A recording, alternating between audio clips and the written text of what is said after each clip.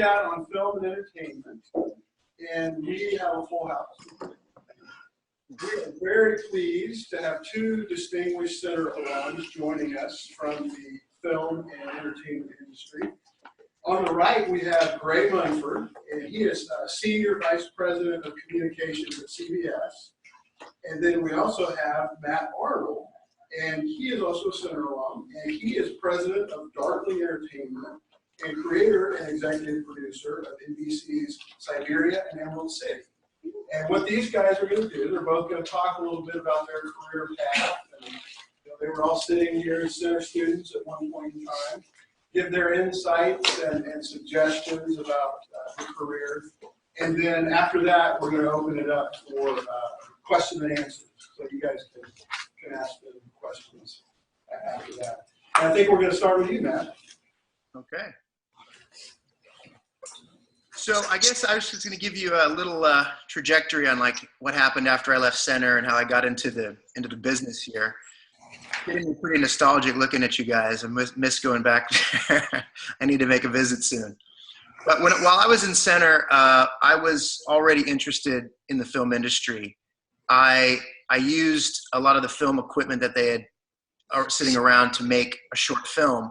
At the time, I think I used the cameras for the football games or something like that because that's all we had, and I shot like a short film and screened it for all my classmates. That was sort of the first entree to knowing that I really wanted to do this for a career. And after school, I got out and I was back on our family farm, and it was summer and it was hot and I was weeding, which was miserable. And I said, what do I want to do with my life? Because I just didn't exactly know. I had my degree in physics, but I didn't exactly know what I wanted to do with it. And I just decided, I think I just have to go to California and try this. And like many of you, I had no connections. I had nobody in the business, no family members, no friends in the business, no one to get me there. So it is possible to get in if you don't have any connections. And I did. So I just basically packed everything up and I drove to Los Angeles, and I just found a little place to stay. I met some people. I ended up actually sleeping in their kitchen for 6 months. These 4 guys who just took me in and let me stay there, and I paid them some rent. During that time, I was trying really hard to find a job, and I didn't know how to do it. So I was doing temp agency jobs. I was sending my resume everywhere, and I found that was a really ineffective way to get a job. Also at this time, Quentin Tarantino had just come out with a movie called Pulp Fiction, which you probably all know of. And I was a huge fan of his. And I said, my God, the best thing in the world would be to find a way to work for Quentin Tarantino. And I had no way of knowing how to do that either, but I knew that sending resumes was not effective. So I don't know how I had the guts to do this, but I just went to their office and I knocked on their front door basically and just said, hi, I'm Matt Arnold. I'd like to work for Quentin. And they kind of smiled at me and said, well, thank you. But Quentin has his staff, and we're all staffed here, and we don't really need any help and everything. And I said, well, look, I'll do anything. Just let me know. So we'll come back next week. My friend's doing a movie on something else, and maybe you can help her. I came back the next week, and I noticed because they made me wait, they said, sorry to make you wait. We lost an intern today, so sorry for making you wait. Anyway, here's the thing. And all I heard was they lost an intern. So I kept bugging them and saying, yeah, but what about this place you have here? What about this intern you're missing? And I just said to them, tell you what, I'm going to leave here, but if you need somebody, I can be here in 15 minutes. Rain or shine, you call me at 3 o'clock in the morning, you call me 8 p.m., whatever, I will be here in 15 minutes if you need somebody. And they said, okay, cool your jets. Thank you. Thanks anyway. And literally I got a call 2 weeks later. They said, can you really be here in 15 minutes? I said, I'm already on my way. So I showed up and I started working. And that was my really first job in the industry, was working as what they called an office PA for Quentin Tarantino. And they were doing a movie called Jackie Brown. And I kept just being really persistent. And I think what you'll hear in my story is that persistence is kind of the way a lot of things get done for creative people, because no one's out there looking for you. You kind of have to elbow your way in the doors, what I've found being out here. So in working there with Quentin for a few years, I kept wanting to get onto set. I wanted to be next to him. I wanted to see. I was in the office. They were out on set shooting things. So I would just keep asking, can can I interview with somebody on set? Can I be part of that? And they kept saying, no, no, no. And I would say, well, I'll intern, I'll work for free. So that was kind of my entry card to get in. Eventually, at the end of this whole thing, I was finally there, sitting on set, sitting along Quentin Tarantino, watching him work, and learning a lot about the business from really one of the greatest artists of all time in terms of the film business, in my opinion. So what was great about Quentin too is that he went kind of the extra mile for a lot of people. He would take us all at the end of the week, and we'd sit around and we'd all get him drunk, and then he would just tell us stories, and we'd get to pepper him with questions. It was like the best film school you could ever possibly have. And we asked him everything for weeks and months. I learned so much from Quentin. Now, as that show wrapped up, I'd been applying for film schools. So I applied to USC's film school, and I got my acceptance, and really I was starting school just about a week after the movie wrapped. So it was a very convenient transition for me, and I went into film school there. Now, I'd asked Quentin if he thought about film school, if he thought that was a good idea for me to do. And he had a different piece of advice. He said, well, Matt, I hate school. So I wouldn't enjoy going to school for anything. If it was me, I would just take the money I was going to pay for school and I'd go make a movie with it. And I offer you that because there are different ways to go about it. The most important thing is just to really start doing things. Like, there's, planning, thinking about it doesn't get you anywhere. Just jump in and do something. You can do something for really, really cheap now. Back when I was doing it, when I first started, still a lot of things were shot in film, and so it was a little more complicated process. But I still wanted the school because I needed some people. I didn't know anyone. I needed to meet some people and get myself acquainted, and I wanted a little bit of a structure. So I went to film school at USC for graduate. I'd made a short film there starring Wilford Brimley, and it was called Resurrection Mary. I came back to Kentucky to shoot it. I shot it around my hometown in Dare County and in Greensburg. Flew Wilford Brimley out there, which was kind of a cool experience. You guys know who Wilford Brimley is? Yeah. Cocoon, The Thing. He was known for many years as the Oatmeal Man because he had the big handlebar mustache. Looks like a walrus. Anyway, great guy. He was nice enough to be part of a student film for really no money. He just came out to help. And halfway through the shoot, he gave me this piece of advice. He said, look, I'm doing this for you because someone did something like this for me once, and you're going to do this for somebody else. And he had this sort of pay it forward mentality early on that he gave me, that, the way that business really works for people getting in and moving on is that other people in more senior positions kind of send the elevator down, as they say. So that film went on and did pretty well. It went to Tribeca Film Festival. It won some awards and got me some attention of agents. A lot of people always ask me about agents and getting agents and how do I get represented and all that kind of stuff. That's something that sort of has to happen after you do the work. A lot of people go in and they think the first thing you have to do is go get an agent so that they can be professionals. But the truth is, agents really aren't interested in you until you can make them money. So for you to go find an agent, even if they agree, it's basically a worthless combination of your efforts and theirs, because you need to already be moving forward and getting them something that they can go sell. So I had this project, and I had agents approach me, but I didn't really have anything next. And I really dropped the ball with my agency and with all the energy that I had around me. I had meetings at New Line and all these great meetings, but I hadn't planned anything else. I didn't have another script or anything. So I said, I'll come up with something.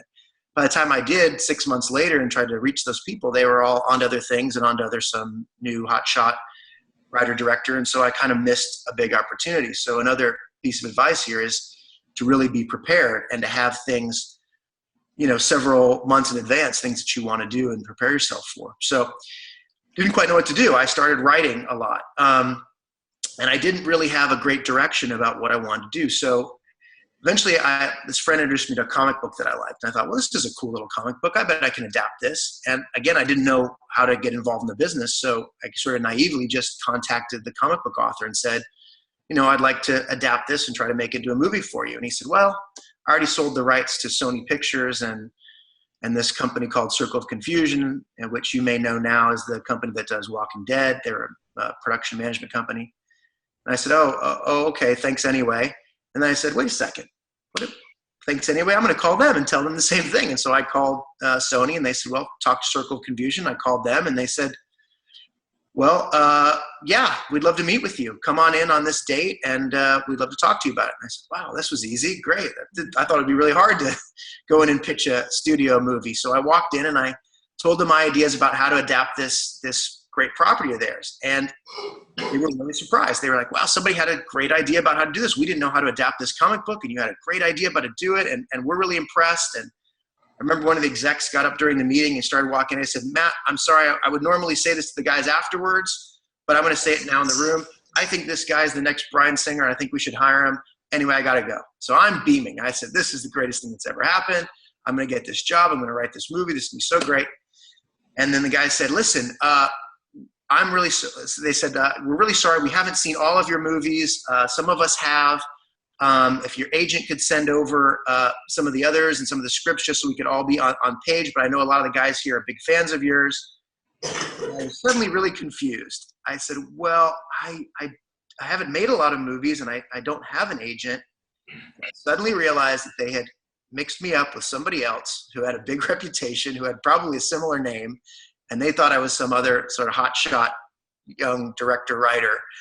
And all of a sudden the meeting just went, and they said, well, you know what? Keep in touch with us in the future, please call us. And I said, oh, damn, I was right there. And so as they're walking out of the door and they're closing the door on me, I just sort of stopped. I said, wait, I'll write you the first 20 pages, just no obligation, first 20 pages. Yeah, thanks, kid, and slam the door on me. So I did. I wrote 20 pages and I dropped it off at their office a week later. And I got this call that afternoon. They said, we love it. You're hired. We want you to do it. So there's another push the door open, be persistent kind of anecdote. But I wrote that for them. Circle of Confusion asked me about my agents and managers. I said I had none. They said, well, we want to rep you as a writer. Then I showed them my short film, Resurrection Mary, and they said, well, we want to rep you as a director too. And then I started my career professionally. I wrote that movie. It didn't really go anywhere. I wrote another thing on spec. Now that's another way that writers get projects made. They write things kind of out of their own brain without being hired to write something. They just decide something that they want to make and then try to sell it. So I wrote this project called The Farm on spec. And I met a producer named Steven Schneider. Now, Steven Schneider, you may know him for another little movie he made after mine called Paranormal Activity. Anyone ever heard of this little tiny movie that didn't go anywhere? Well, so he was a producer on that, and I just met him at a coffee shop out here in LA and told him about the idea for my movie. He said, this is great. I love this. Let's try to make it. So we sold that movie to a company called Exclusive Media, and that movie probably kept me fed for like 3 years, because although they never made the movie, they kept optioning it. And I kept wanting it back to go do something with it, so they kept upping my option price. So for a young guy living alone in an apartment in Santa Monica, it was enough to kind of keep me maintained for a while until I could get my next thing underway. And that next thing underway was a movie that I made called Shadow People, starring Dallas Roberts. And if you are Walking Dead fans, you probably know Dallas Roberts as well. Played the mayor in a lot of the episodes. So that movie came about because I met a man named Michael Ohoven, who's the producer of Capote, among many other films, Devil's Rejects. He's one of the most prolific young producers in LA, where he was in Vanity Fair article a few years ago. And I met Michael through a friend of mine, and I told him about this idea I had for Shadow People, this really cool independent horror movie. Michael decided that he wanted to make it, and he said, can you have a script in 3 months? And I said, of course I can. And then I pulled my hair out trying to figure out how I was going to write a script in 3 months, and I did. We went off and made that film. And I directed the film, and that became a great partnership between Michael and I, because the next thing to come after that was this crazy idea I had for a television show called Siberia. And we had no way of knowing how to get into television. It was kind of a closed system. Television has become a very potent place, a very huge place to create tons of entertainment. At the time when I was in film school, television wasn't quite what it was, but it sort of become this monster, and everybody wanted to get involved in television, but nobody really knew how. Neither did we. We tried pitching this idea for Siberia to a bunch of the studios, and everyone said no, because what they really want in television is proven track records, known showrunners, known TV writers to take their projects, and it's hard to break in. So Michael said, well, let's just make it on our own. We're independent guys. We'll go find money. And so we found a financier. This financier was a Russian man who, surprisingly, his daughter was doing a project on Tunguska, which is the subject of the show. I don't know if have anyone seen Siberia on NBC? I mean, Siberia fans in the, oh, that's too bad. Well, maybe that's why we didn't stay on for more than one season. Okay, so the show we created, we went and shot it completely independently. We had no studio. We just had financing, and we went to go shoot 6 episodes. First, this guy wanted me to shoot a pilot. I said, no, I'm going to shoot you 6 episodes for the cost of a pilot because I know how to do things independently. I know how to do them cheap and fast. So I shot 6 episodes, and he loved it. He thought this was the greatest thing. And I said, well, it's a lot harder to sell 6 episodes to a network than 12. We could maybe do another 6. And he said, sure. And he gave us some money. We did another 6. It's crazy. But we had 12 episodes in the can sitting there and nothing. We didn't know what to do with them. And then we got a phone call really out of the blue from NBC, who had heard about what we were doing. We were shooting it in Canada. And they said, we're interested. We want to meet with you about it. And so I was directing the finale. My producer flew back to LA to meet with Bob Greenblatt, who's the president of NBC, and told them what we were doing, showed them little clips of our footage that we were doing. And Bob said, you know what? We want it. We want to buy it from you. We want to air this on NBC. I was ecstatic. I couldn't believe this was actually happening. And I honestly did not believe it was happening. I said, I'm not going to celebrate until I actually see the show on the air, because this sounds like one of those things that we're going to do all this work and find out that they changed their mind. But they didn't, and we aired in July of 2013. It was the most exciting thing that happened in my career up to that point. On the heels of that, and during the time that NBC was running the show, I had agents approach me. And this is when agents are really valuable, because they saw that I was doing something. They thought they could parlay this into other success. And so I had ICM agents kind of wine and dine me and take me out to dinner and tell me why they should represent me and all this good stuff. And I played like I wasn't that interested, but I was, of course, very interested to have them represent me.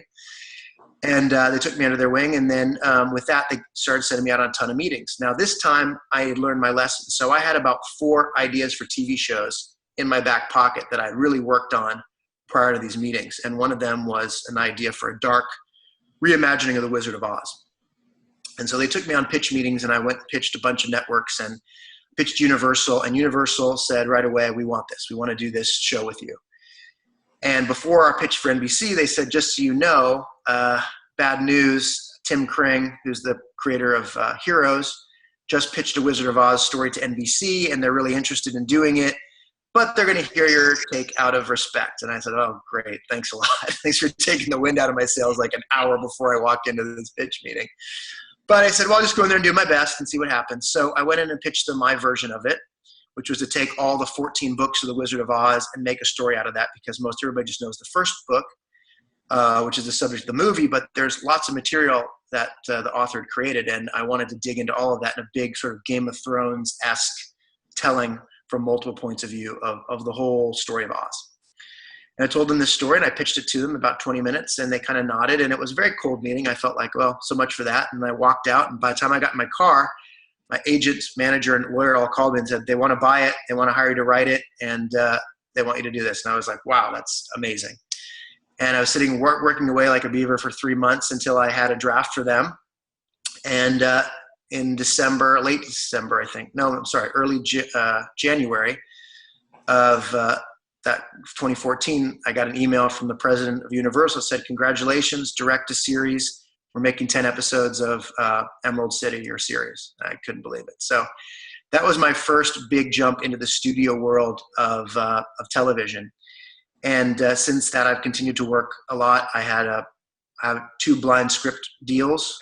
Those are when the studio says, we don't exactly know what you want you to do, but we just want to work with you. So we're just going to hire you to write something. So come work for us. So I did that at Legendary, and I just finished a script for them. I have another blind script deal at Warner Brothers that I'm starting to write for them. And I'm in the process of pitching a new show with New Regency, and Bob Orsi, who you may know has written a lot of the Star Trek movies and whatever. He's our showrunner. So the 2 of us are going out to set up a new show. So that's where I am today. And that's kind of that circuitous path I took from center into the business, with really nobody to open the door along the way. So you can do it. You just got to have some elbow and be able to kick a door open now and again when you need to. So I'll turn it over now to Gray. Hey guys, how you doing?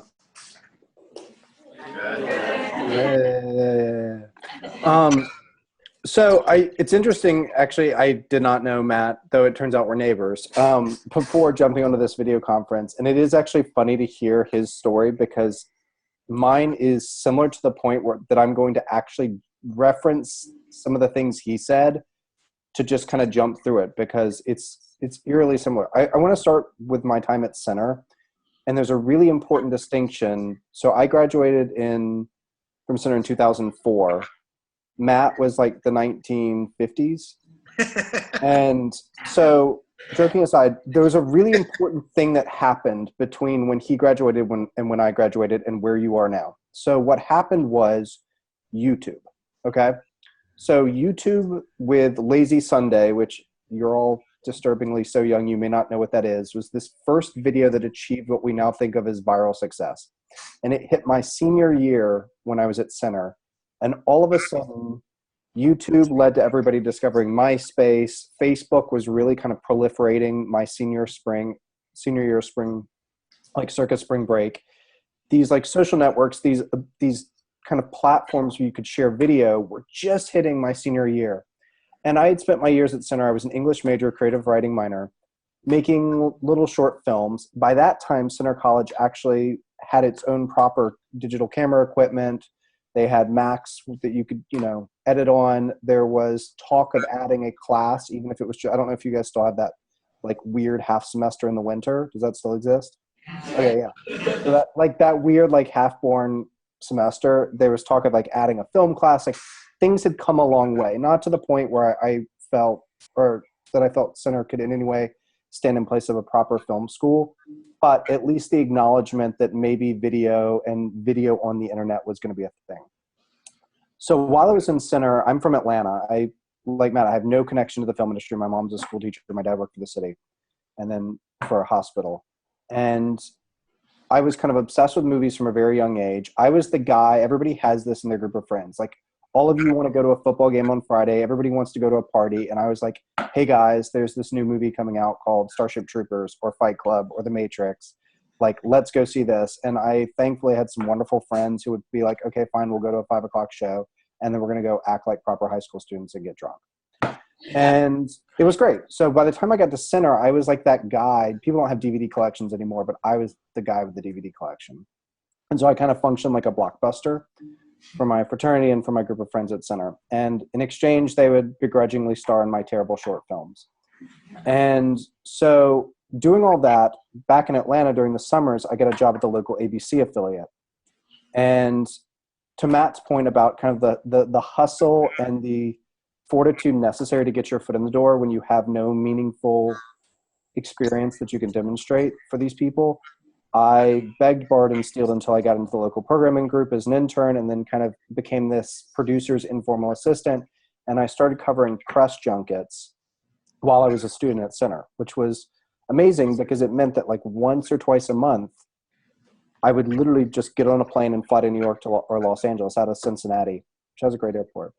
And I would cover press junkets. A press junket, you may not know what it is, but you've seen the byproduct 1,000 times, which is whenever a movie is about to come out, like Daddy's Home 2 or Murder on the Orient Express this weekend, you're used to seeing interviews with the stars where the film's poster or the title treatment's behind them, right? And so that's what a press junket is. It's just basically a condensed opportunity where they take the cast, the filmmakers, and then they run them through hundreds of interviews in a matter of days. And I got very enamored with the idea that different studios, Warner Brothers did it one way, Disney did it another, Sony did it another. And I managed to save up a little money. So again, like Matt, when I graduated from Center, I was kind of lazy and I didn't want to unpack my car. So I drove home. I just did the laundry. I never unpacked my dorm. Like I was living in off-campus housing right over near 5th Street. Again, I don't know if this is still a thing that exists. Great apartments. And I just kind of took everything from the dorm, put it in the back of my 95 Ford, went home, washed the clothes, then just drove out to LA, and to this day, I kind of look at my parents. I'm a parent now, and I judge them because I'm like, what were you thinking letting me do this? And I I did not find a kitchen to sleep in, though I did sleep in my car at Venice Beach 2 nights until I could find an apartment. Because again, I didn't know you couldn't get an apartment without a job, because I don't know why it had never occurred to me that would be the case. So finally I got a job, and I was hired to, summer 2004, I was hired to organize fan screenings for this movie called Napoleon Dynamite. And it was this weird little movie, and hang on one second. We have a green building, so the lights turn out if I don't move.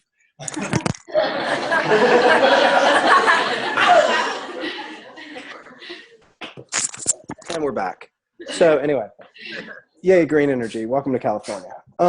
So anyway, long story short, I was hired to organize like fan screens of Napoleon Dynamite, which is this weird movie, and everybody thought it was super weird, and nobody knew, and like weird was the optimal word.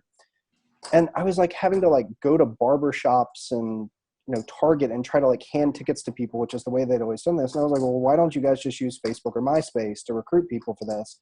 And they were like, what's Facebook and MySpace? And I was like, oh. So over the course of that summer, I then convinced this agency, this little local agency called Ally that I was working for, to let me set up field operations for different movies. I worked on The Notebook. I worked on Harold and Kumar Go to White Castle. And we kind of were figuring out ways to use social media, which was still not really a fully formed idea at that point, to recruit. And at the end of the summer, I managed to get a job at Sony Pictures in the National Publicity Group. And the first full campaign I worked on was for this film called The Grudge, which coincidentally, Steven Schneider, I think I had something to do with. Yeah. And Roy Lee. And long story short, we did like every weird internet marketing thing we could think of. We were like, well, what if we got bloggers and let the bloggers talk to the movie stars, right? Like this was like a thing that wasn't really happening at that point, and at least not in mass. And if a cat had a blog and reached out to us, we would try to find exclusive photos or little pieces of the movie or any kind of content to supply them with. It was basically like, again, kind of pointing back to like getting your friends to go see the movie on the Friday before the football game. Like the idea of what's every way we can possibly expose this weird American remake of this weird Japanese horror film and get as big a group of people as possible. And while there were a number of factors that contributed to the film's success, in the aftermath, it opened, I think, to 39 million, which was 3 or 4 times what they had expected. And almost immediately, they were like, well, wait, what did you guys do? We need to replicate it. And we very quickly realized that that one of the weird things about the internet is you can't replicate targeting mechanisms. So again, without trying to get off subject too much, even back then, long before Facebook invaded everybody's privacy and became the advertising behemoth that it is today and all these sorts of things, it was very clear that just because it works on movie A, it wouldn't work on movie B. And so I spent the next couple of years, I worked in independent film after I worked at Sony and met my now wife working on a film called The Illusionist, and then ended up at MGM working for Mary Parent, who, again, and I'm going to keep pointing back to these specific people because it's proof of what a small town and business this is. So Mary Parent is at Legendary, where Matt has a script deal. So Mary Parent was the head of MGM, and she's awesome. Like, if you just like are bored on Wikipedia, even right now or later, like just look her up, because she's like this like badass studio executive turned producer turned studio executive. But she's just like one of those people, like literally as my parting gift after I worked for her for 2 years, she gave me a Chinese military, like an actual Chinese military bulletproof vest. And she's like, here, you need this. Like, right? Which is like, one, I was like, how did you even get this? And you like, if you know Mary, like you can't ask questions. So anyway, I worked for her, and it was during that time I kind of transitioned from doing just digital marketing into doing what's called corporate comms, which is dealing with the business press and kind of forming a narrative around the company itself. So what happened at MGM was once the greatest studio in Hollywood. To this day, they hold the record for the most Best Picture winners. It's got an unbelievable library of content. And the idea was to resurrect it. And so they brought in Mary, and they brought in this new TV team. And we made Valkyrie, and we made Cabin in the Woods, and we made the first Hot Tub Time Machine, and we had projects like Expendables and Black Swan and all these things that were going to be great. And then about 2 weeks after I started there, the financial crisis hit. And through a number of reasons I can't exactly explain, things got really, really complicated really quickly. We lost some projects to other studios. We weren't able to release everything, but we kind of did the best we could.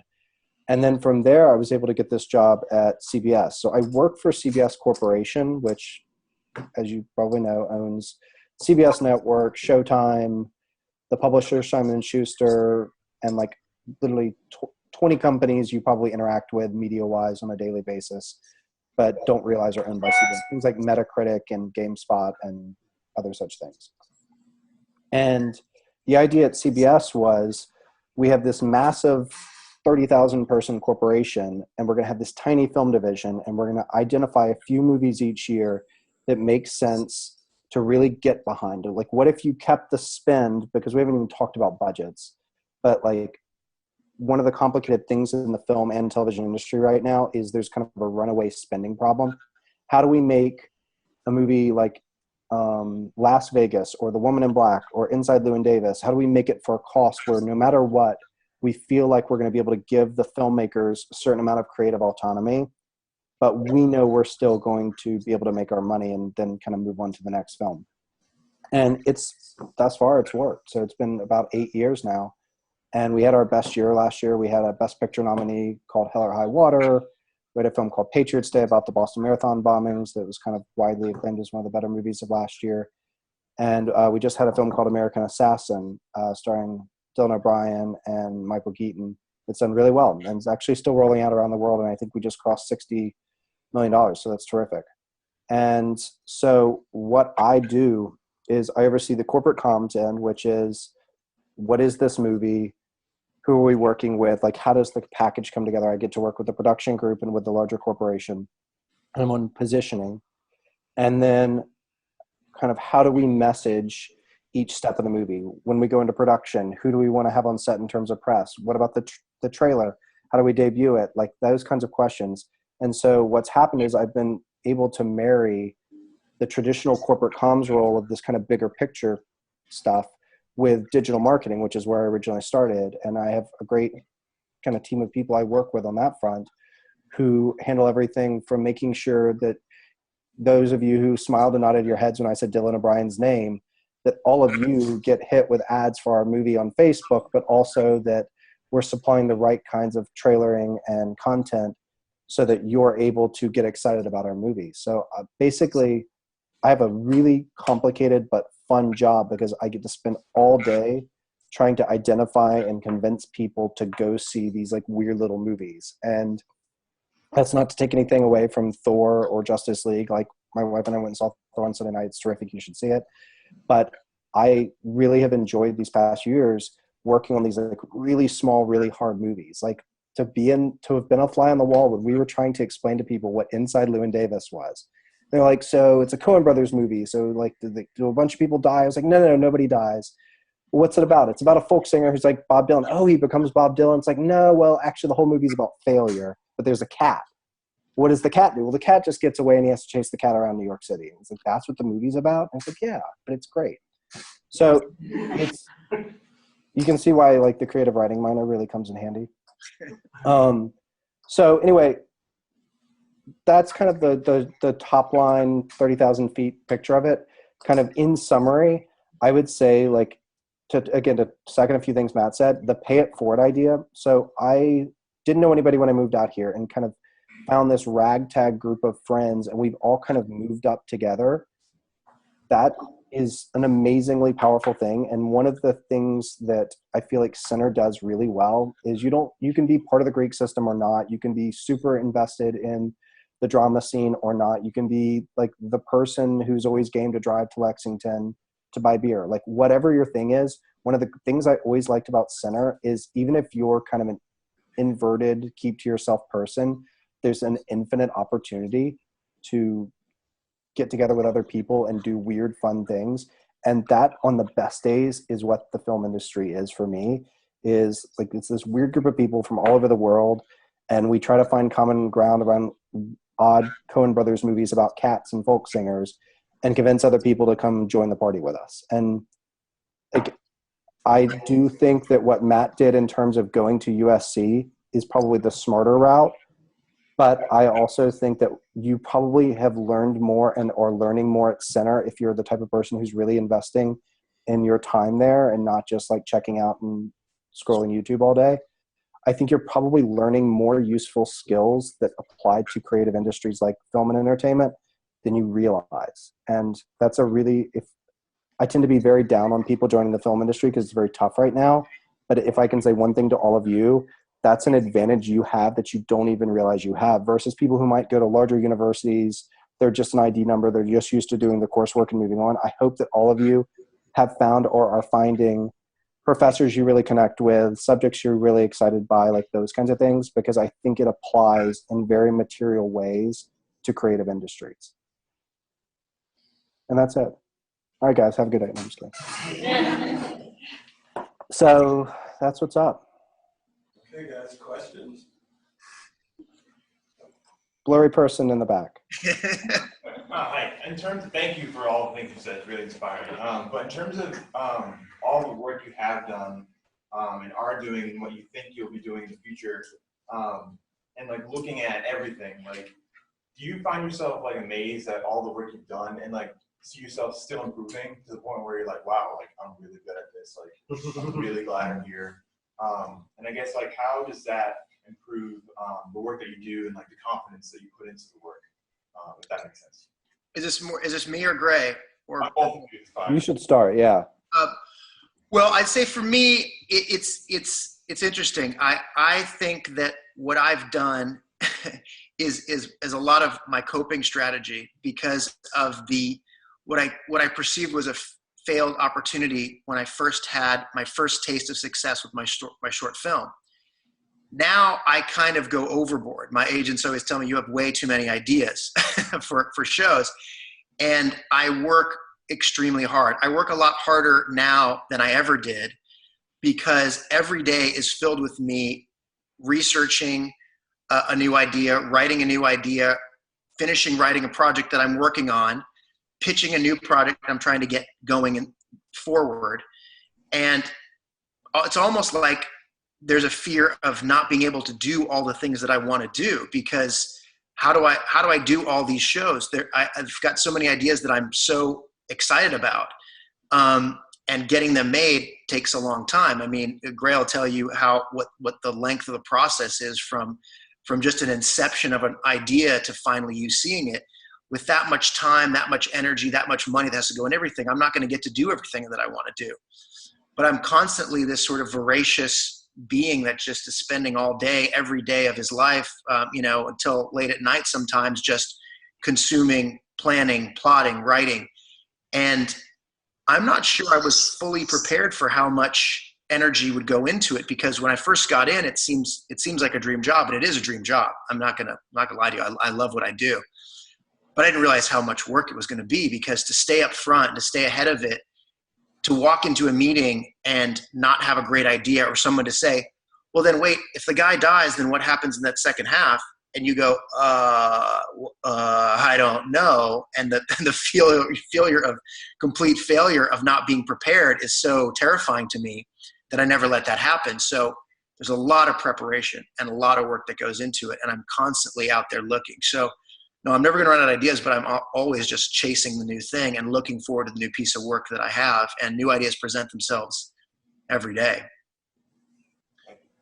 So I think, okay, your question is, do you ever just look back and kind of like are impressed by the work you've done? And even now too, do you see yourself like, just like at the amount of work that you like find yourself doing now, like Matt said, like, now he's just like plowing through so much because he has so many ideas. Do you find yourself impressed with like your work ethic and like your ability to do like so much and like produce? I don't know if I understand. Okay, now I get it. So I don't know if impressed is the right word. I think so. Okay, now I referenced my negative don't get in the film business pitch, and I'm going to give it to you. So here's what I will say to all of you. If there is anything else that interests you, especially tech or finance or the law or anything, please, for God's sakes, go do that. Because it is so brutal. Like, so Matt and I both have roofs over our heads and jobs, and that is extraordinarily rare in this business. The amount of failure, even for those of us who have made it to just this point, is so extraordinary. You are going to get shut down 9 times for every 10th time that you don't even get a yes, you get a maybe or a call us or maybe we'll be in touch. And that's true. It's especially true in Matt's. And I don't have the stomach to be a creative in this business nor the talent set, but even just in my capacity as kind of a studio executive / marketer, the amount of rejection and failure in our business, especially in conjunction with the 90 to 100 hours of work that is standard for every corner of this business for people at our level, is so extreme that if I didn't love movies with an almost kind of religious fervor, I don't think I would have either had a nervous breakdown or I would have said, forget this. Probably wouldn't use that word. I'm going to go do something else. Like, that's the only thing that has kept me going through the tough years and the tough times and the tough days. Like, and you still have bad days even when things are good. But I think when the way I reference my own resume within my head is just the context of knowing that the movies that I know are going to fail, that you've still got to put in 100% because you owe it to the filmmakers, you owe it to the cast, you owe it to the people who put the money up. Like, it's that kind of thinking. And the context for some of my favorite movies that I've ever worked on never really found an audience, either at all or in theaters. Like, we had a film called The Kings of Summer. This guy named Jordan Vogt Roberts directed a couple of years ago. It's a terrific little movie. I think it made like $2 million, like total. And Pride, or To-Do List, this wonderful writer-director named Maggie Carey, who now is a big shot, and she works on Silicon Valley for HBO. Like, she's this amazing writer-director. She's going to win an Oscar someday. She made this really funny movie called The To-Do List with Aubrey Plaza and Donald Glover and a bunch of folks. We shot it in 20 days up in the valley when it was 110 degrees. And it was basically about this nerdy girl who's a senior in high school, and before she goes to college, she makes a to-do list of, like, she's going to get laid, she's going to, like, do this, she's going to do that, like every sex act you can possibly think of. And she made an amazingly funny, great, surprisingly touching movie, and we completely failed to find an audience for it. And it's like, that's like the thing that haunts me, is that, like, God, this is a great movie and she's a great creative voice and the cast was so great, and we as marketers failed to find an audience for it. That kind of, like, that haunts me in the way like a bad breakup haunts you. And that is a very powerful motivating factor to try to find success the next time that kind of movie comes along. Does that make sense? Yeah, it does. Yeah. But, like, it's just, like, again, I can't overemphasize this. Like, I don't know Matt. He's like me. He has no life. Okay.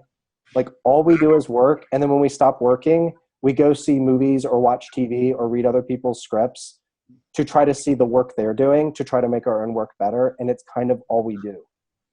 It's worse than that too, because even when we're on vacation, I feel guilty for being on vacation. What am I doing here? Enjoying a day where I'm not doing something and not working. I should be working. Yep.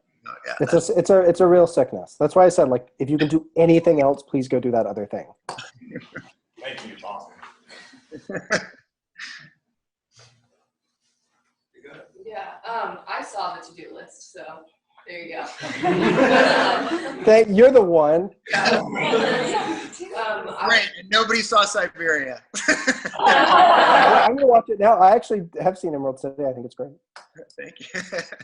Well, I was also just wondering, I think, like, for me as a creative person, it's hard in the industry, in all the different industries now, to, like, come up with more original ideas. And even within marketing and stuff, like, because the world is just, with the internet, everything is so globalized, and it seems like we've sort of seen the end of, like, new and fresh original ideas.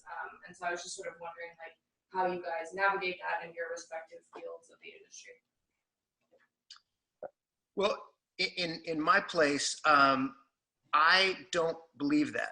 I can't believe that, because there would be nowhere to go, and it's a fear. Like, you know, what if there's nothing new anymore, and it's all been exploited? How do you find the new next fresh thing? There's something that's happening which is a little bit convenient for me in that particular regard, is the resurgence of remakes and what the industry has placed on the value of that. And in your seat, I would say, well, that kind of sucks. Like, why are we remaking all this old stuff instead of having new things? From the point of view of the industry, I can see why it makes sense, because it's easier to brand something that has a little bit of a following, and Gray will probably take that ball and run with it after handoff. But there is something nice too about working in a little bit of a framework and being able to push the boundaries and find something new. So I still consider that very creative, because you've got to, it's like a poem or something. You've got to work within the confines of the poem, but it's still very creative to do so. So I feel like that's a great place. I think there's going to be a backlash eventually. I think it'll be much more about, original ideas coming out, and that'll give us a better place to go. But I really don't truly believe in my heart that we're out of creative ideas. This was long ago that they said that there was nothing new under the sun, right? But we keep finding new and interesting things to do. And as the world is changing, we're adapting to it. And as artists and creative people, we watch our world, we see what's evocative about it. And what I've learned to do as an artist more and more, when I was your age, I was making art for sort of art's sake, things I found intellectually interesting, maybe. Now I try to find things that I emotionally connect to, that I have a strong feeling about, and that drives the passion for what I want to do. And then the creative outcropping grows from that. So you'll find that as you just grow as a person, your interest in things change. Those interests lead you to things you want to invest in emotionally and intellectually, and then they come out of your work. And that's where the creativity comes. But I'm always surprised by the fact that I'm never out of an idea or just think there's nothing new creative to do. It's always, every week presents a new thing to be interested in my case. Yeah, and I agree. I think, and sorry, I didn't get your name, person who asked the question, but I think what you're alluding to is the amount of noise, right? So literally right now, without leaving the room, I'm assuming all except for one of you have a smartphone in your pocket that's web enabled, and you could sit there until the end of time, until the building around you decayed, watching premium video content from Netflix, HBO, CBS, what have you, and still have things to watch, right?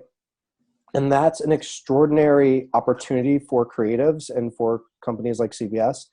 And it's a challenge, but an exciting opportunity for audiences. And we're in this kind of interesting permanent flux place where you have companies like Netflix and Amazon and Facebook and now Apple and YouTube pouring, which I guess is just Google, pouring billions of new dollars into the video, like the creative premium content space. And that's a very exciting thing. And there's a great book called Easy Riders, Raging Bulls about the Scorsese generation and how this kind of first generation of geeks came into Hollywood and revolutionized Hollywood. And I think we're probably already in the middle, though you haven't really seen it yet, of the next version of that, which is all of you in this room could leave this room, circle up, decide to make a movie, and it could have global distribution by the end of the day. And that's an insane thing.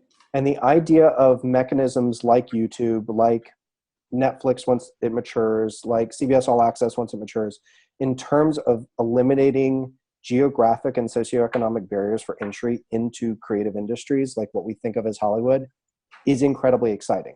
Now, that said, for me, I feel like once or twice a year, I see a movie that like recharges my batteries. So I got to see Moonlight really early last year, and it like wrecked me. Like I kind of still haven't shut up about Moonlight. If you have not all seen Moonlight, skip your next class, spend the $5 and go watch it. And it will literally remake you as a human being. It's an extraordinary movie. I actually thought the Blade Runner sequel, reboot, whatever we're calling that one, earlier this year, that's still in theaters, is a stunningly beautiful, amazing, interesting film. And I can't wait to watch what the director does next with Dune for Legendary. That said, I'm also trying to reconcile in my answer hundreds of teenagers that are at this moment shrieking into their webcams on YouTube, right? And somewhere between Moonlight and Blade Runner 2049 and, I don't know, Destiny 2 fan 49, who's like recording a web video right now, is the future of our business. And that's an incredibly exciting thing. And there's enormous opportunity and challenge that comes with it, just like television, the invention of television and the internet have brought enormous challenges to the creative industries, but I want to believe that if for no other reason than audiences, especially informed audiences who really care about the stories they're watching and experiencing and sharing with their friends, I want to believe that audiences will insist on a certain amount of quality and originality and interestingly, kind of like what Matt was saying, emotionally engaging content. And that will continue to allow creatives to prosper and companies like mine to help them prosper. Thank you. Okay, one last question. Okay. Yeah. So kind of a big question, a lot of preamble. I am a senior dramatic arts major and film studies minor here. And I dabble in just about everything. So like writing, acting, directing, tech, all kinds of stuff. And I'm from Savannah, Georgia, which is kind of improving as a place for movies to be filmed. And like there's a lot of new stuff going on there. Like Ant-Man 2 is filming there right now. But like once I graduate, I kind of don't know where to go. I don't know whether to like stay in Savannah and like start building up my resume, or to just go straight to New York and maybe do film or theater, or go to LA, or maybe go down to Orlando or something. But I wanted to know what both of you think about where to go and like where the best place would be to start a career. Okay, I'll start with that one. Well, let me say this. First of all, what do you think you want to do? What aspect of the business are you looking to be part of? I really don't care. I want to do anything. I just want to be in the door, you know. Well, I mean, I think you got to ask yourself that first question, because if you want to be a creative or if you want to be an executive, there's going to be a very different path.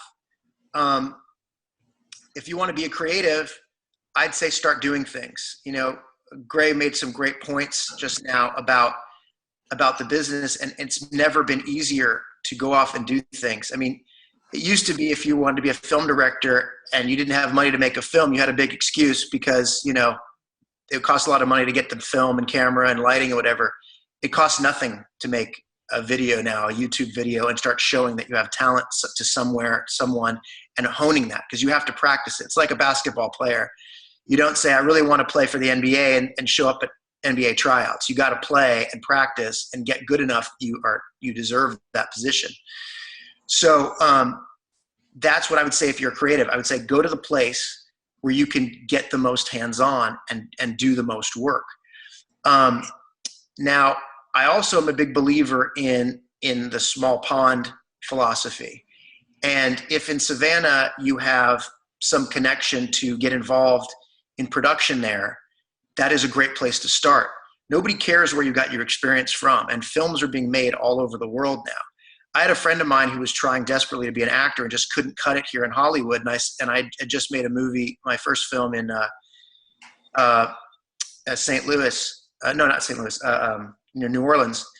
And I said, move to New Orleans. Everybody's shooting over there. And he went there, and he was like in every movie they made because they just needed an extra. They just needed a person to be on set, and he started getting speaking roles. And then he got a great resume, had like 30 big movies on his resume, and then came to Hollywood and started working.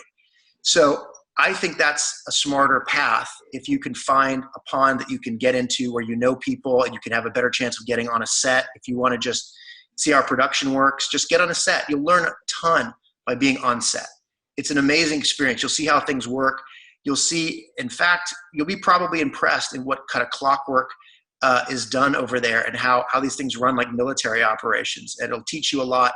And you'll probably, in that regard, also figure out a little bit about what you want to do. You'll see, you know, the harried, ADs running around, running everything, who are pulling their hair out and getting, going crazy. You'll see the actors sitting in their trailers, wondering if that's what you want to use. The producers in the nice cars, sometimes not so nice cars, trying to keep everything together and keep their bosses pleased. And you'll see the directors on set, like having meltdowns every 5 minutes. It'll be fun. You'll learn.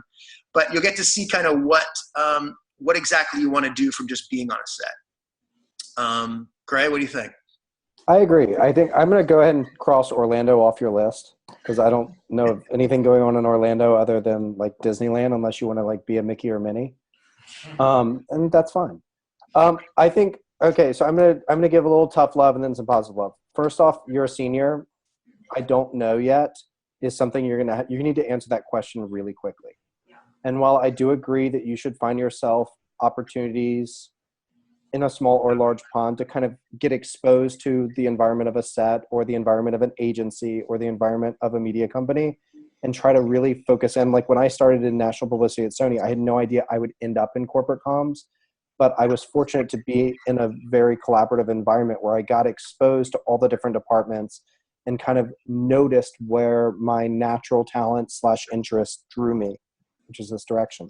So I think there's that. That said, the basic question of, do you want to be an actor, a filmmaker, an executive, an agent, like you do kind of need to start pointing your car in a general direction. I would actually suggest Atlanta, because everything shoots in Georgia right now because they have a great rebate system. Because of Tyler Perry more than anyone else, Atlanta itself is kind of having this amazing moment for physical production. So he's in the process of opening this massive studio complex. I would honestly, I'd take a page from Matt's book, and with Quentin Tarantino, I would go knock on, you're not gonna be able to get to Tyler Perry's door because I'm sure there's lots of gates, but the people who work for him, go knock on their doors and say, I will go get your coffee if you'll teach me what you're doing here.